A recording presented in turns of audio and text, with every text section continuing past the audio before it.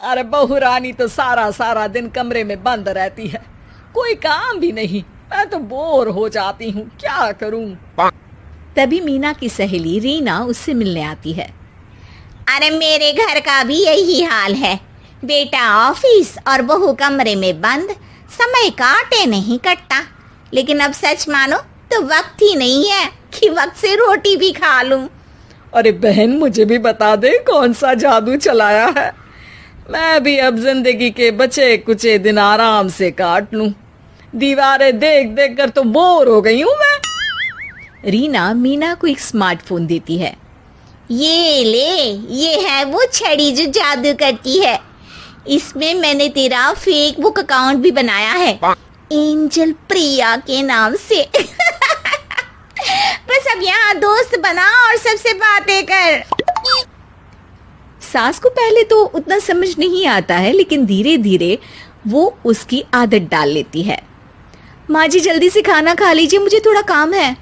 अरे तू जा, मैं खा लूंगी, अभी वक्त नहीं है।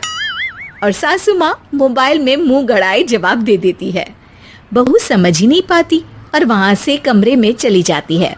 अचानक सास को किसी प्यारी पिंकी की फ्रेंड रिक्वेस्ट आती है। अरे वाह, ये तो कोई प्यारी सी लड़की लगती है, बात करती हूँ। सास फ्रेंड रिक्वेस्ट अपनाकर बात करने लगती है। अब क्या था, सास सारा दिन उस सहेली से बात करती, अपनी कहती, उसकी सुनती। एक दिन सास फोन पर ही सरगड़ाए, अरे बहू, जरा मंदिर के लिए थाली सजा दे, आज कीर्तन है। बहू फोन पर किसी को मैसेज टाइप करते कहती है, माँ जी क्या है, अब मुझे क्या पता कि आपको कौन कौन से भगवान की पूजा करनी होती है। तभी सास के पास कोई मैसेज आता है।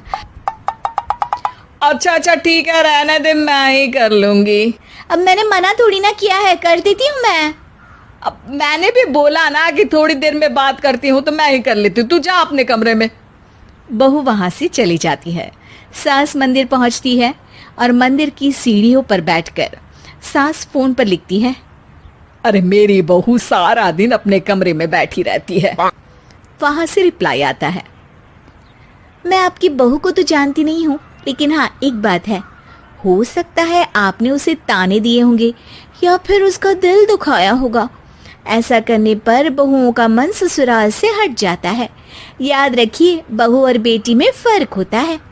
सास घर जाती है और बहू से बड़े ही प्यार से बात करती है, उसके लिए खाना बनाती है, उसे गिफ्ट में साड़ी भी देती है। जिसके बाद अगले दिन, माँ जी चलिए, आज मैं भी आपके साथ मंदिर चलती हूँ, आते वक्त भोले भैया के गोलगप्पे खाकर आएंगे।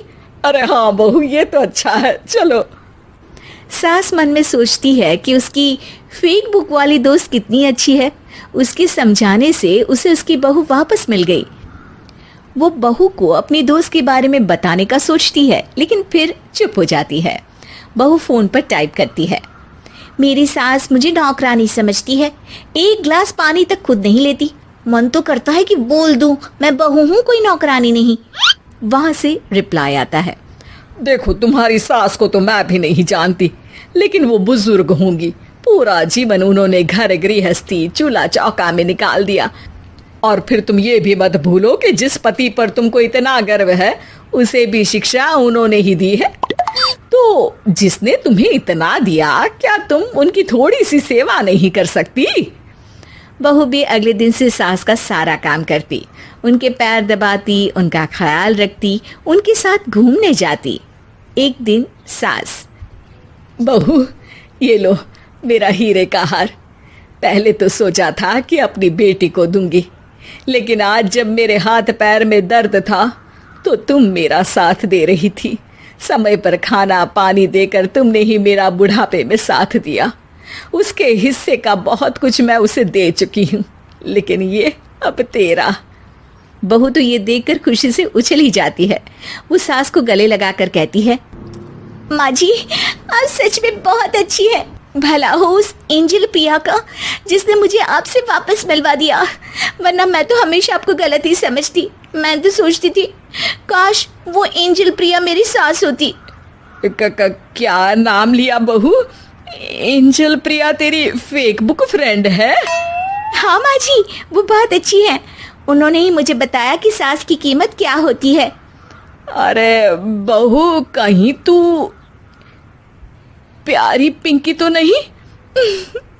जी माँ जी, मैं ही हूँ प्यारी पिंकी। क्यों? सास बहू को गले लगाकर कहती है। मैं भी यही सोचती थी कि काश प्यारी पिंकी मेरी बहू होती। शुक्रिया बहू। सासू माँ, शुक्रिया तो हम दोनों को फेसबुक और सोशल मीडिया का करना चाहिए, जिसने हम दोनों को एक दूसरे से दिल से मिला दिया।